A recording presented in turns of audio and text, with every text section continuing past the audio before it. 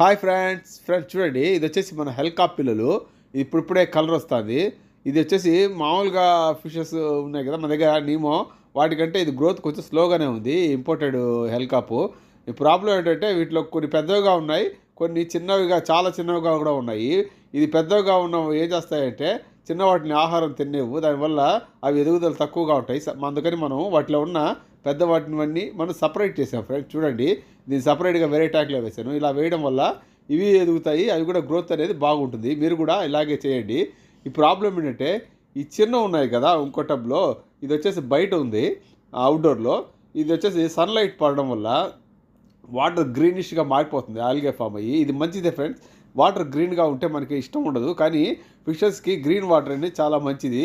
కానీ ఇక్కడ ఏంటంటే ఆ ఆల్గే ఫామ్ అవ్వడం వల్ల ఫిషెస్ కనపడని పరిస్థితి. సరే అని చెప్పి మన దగ్గర ఉన్న ఈ స్నేల్స్ ఉంది కదా, రెండు దీంట్లో వేశాను. చూడండి అది ఎట్టా రౌండ్ ఆఫ్ చేసిందో, అదేదో ఆహారం అనుకుని. ఓకే ఫ్రెండ్స్, ఇవి సర్వైవ్ అవుతాయా అనేది కాదా అనేది మీరు కమెంట్ చేయండి. Okay, bye.